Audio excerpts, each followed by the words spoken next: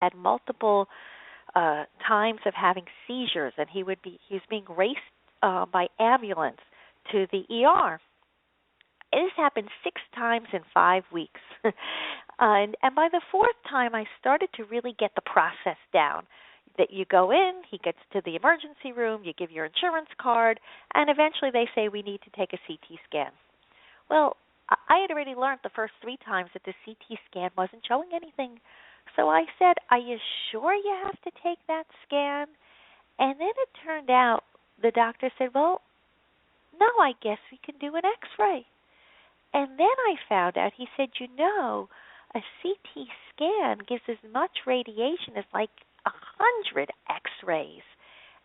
Well, you want to know something? The only person keeping track of how much radiation my kid was getting was really me. And so what I learned is, ask why, and don't be afraid to say no, because many times you'll get what I found was Plan B, and sometimes Plan B was better than Plan A. And in my book, you go through it, and you get to see the stories and see what I did, and sometimes I was right and sometimes I was wrong, but at the end of each chapter I share what you can do now so that each of us learn. I also found that, people say, well, my kid's not sick, so why would I need to read this book? And I'm finding that people are reading the book just because they're learning some of the tricks to raise resilient kids. How do you get your kid to do stuff that they don't want to do? What are the things? How do you motivate people? And I put that in the book too. So there are so many people that are coming to me that are saying, wow. I had another person who actually reviewed the book, and she said, I'm not a parent. I've never been sick. I've never been in the hospital. And I loved your book because it showed me how to find joy, and you showed how to live in the moment. And we're so busy in our lives right now that we miss it. And she said, Randi, after seeing what you went through, I am so glad that you showed me how to take those moment memory shots, those pictures, and really emblazon your memories with what are good things. And that's what the book's about, and that's why I wrote it. I wrote it to help family members and loved ones, and I wrote it to help everyone just enjoy their lives and get the most out of it.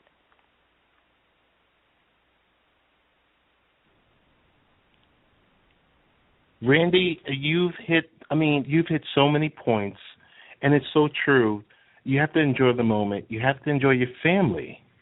Mm-hmm. You have to enjoy, because we all know tomorrow's not promised. We all know that, as parents, we're dealing with situations where sometimes you are bearing we are bearing our children. It's something that's becoming the norm. It's something that maybe 30, 40, 50 years ago, we might not have had the technology, but, nowadays it's just so many different things are happening that are out of our control. So, definitely I want to thank you for just a few of those tips and tricks from your book. I'm going to have to pick your book up because I didn't have the chance between last Saturday from when we were talking to stop by the Barnes & Noble or go to the, I'll just pick it up from Amazon just to support this effort. It's so true. Tell us about some of your speaking engagements. Tell us about that side. So one of the things I do is I actually go out and I speak to the public, right? And I share the tips and the tools and the techniques that I have in the book, and I also go over healthcare and healthcare reform and what you need to know now, and people just so appreciate it because they don't understand it. But what was really surprising to me when the book came out was the healthcare community has been taking the book and requiring it as reading for their employees in the hospitals because it really shows the patient perspective. And so what I'm finding is I'm speaking across the country to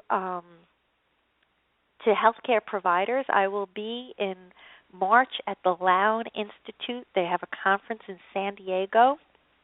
And what I will be doing there is helping people find ways to find the right care and teaching the patient perspective. I also just found out I'll be at South by Southwest, which is in Austin, Texas, and Mark Cuban from Shark Tank will be looking at different products that they're developing for pediatric patients, and I will be there as well to explain the importance of the patient perspective. And so what I'm finding is the messages in the book help people, and as people are reading the book, they're saying we got to make sure everyone knows about this.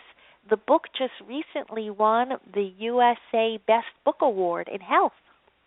And so I can only just say, as we as parents, and we love our children, and the world, as you said, is going so fast, and everything's changing, and how do you parent them, and how do you help them become better people, and what do you do?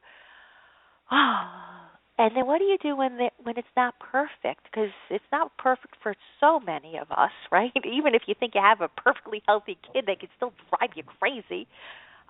It's true. Yeah, and depending on your ages, I still sit there. I remember I loved my kids; they were so sweet, and then they turned 13, and I was like, "What was that?"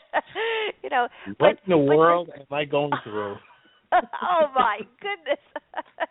Right? I remember the shock for me. We become wise as you get older, right? And I just wanted, I said, can't I just download? Like, where's his download? Why does he have to experience it, learn everything? Can't I just download it into him? And you can't. They have to go. Right? You can't, right? So I said, all right, And so then what I realized is part of growing up is making mistakes and hurting. And we as parents are doing so much to try to make it easy for them, right? Because we know so much. And I will share, and this is in my book, one of the smartest things a doctor said at a conference to all these parents who had sick kids. He got up on stage and he said, you know the story of the butterfly with the chrysalis? And he said, this is the story.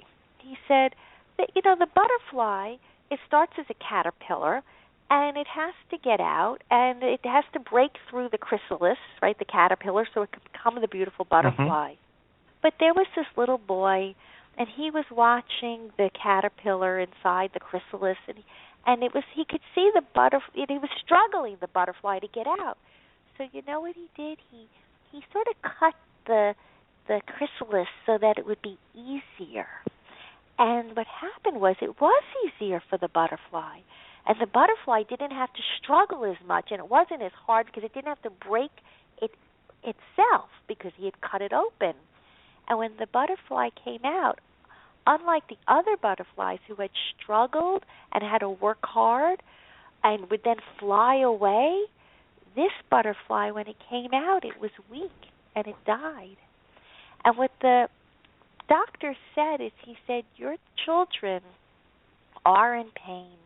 And your children have to learn to live in pain. And if you are constantly making it easier for them or just feeling sorry for them, you're not going to help them become strong.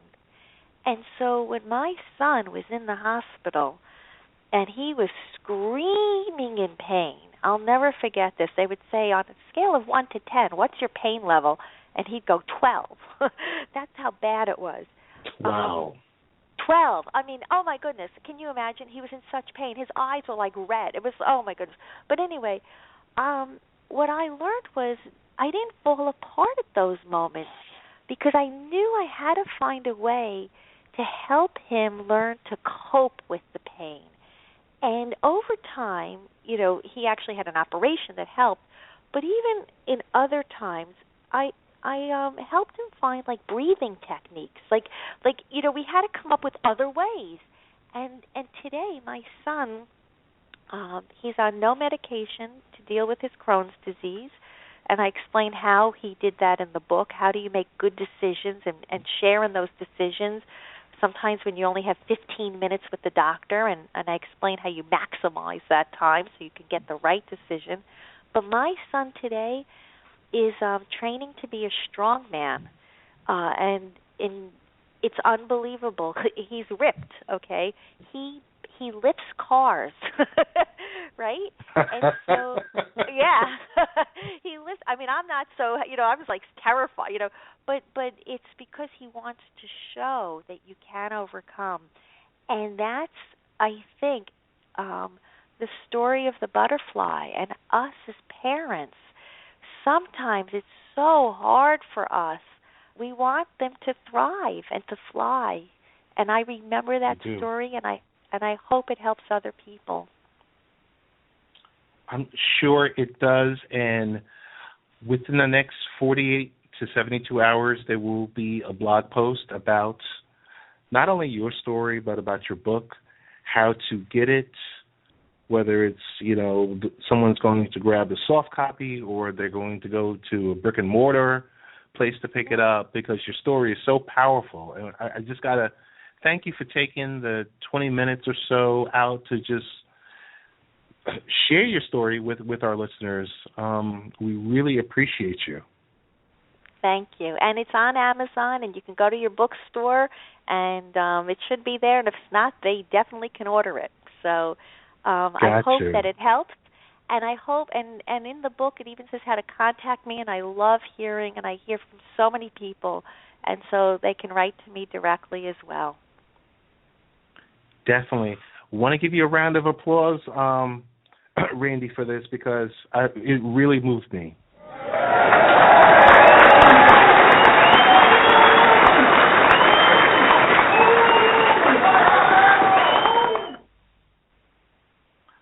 Thank you. Randi, you're welcome. The last question I have for you is best way to get in contact with you via social media, because you and I were chatting last week just like that. So yep. Some of our folks that join our show say, hey, well, I'm not really heavy into social media, but we connected 1, 2, 3, and you're on the show, and we're so happy about it. So what's the best way to get in contact with you virtually? So my Twitter is @protocol123, and that's quick and easy, and I recommend just hooking up that way. Randi, thank you so much. We're going to have you come back, because I have to read the book. Once I read the book, then I'm going to have you come back, and we're going to delve deep. We're going to have to dig a little deep into the book and talk about specific topics, because like I said, I am a parent that, I'm a parent of a 7-year-old, a 13-year-old, and I haven't had to go through any of those types of situations. So I only know, hey, the school bus shows up at 7:30. Hey, they get off the school bus at 3:15. Okay, you have to get to basketball practice. You have to get to swimming. It's so routine. When something happens that's outside, it's something that I definitely think I need in my life. And hopefully our listeners and readers also need it in their lives too. So thank you once again. You're welcome, and I look forward to hearing your thoughts on the book. Okay, thanks again. And that was Randi Redmond, Oster, Twitter handle, Protocol123. And it's about empowered patients, improved outcomes. And that's what it's really about. A great book, a great discussion. Really, really, it's been a really great show. We've broken up the show into 2 separate episodes, All-Stars 1 and All-Stars 2.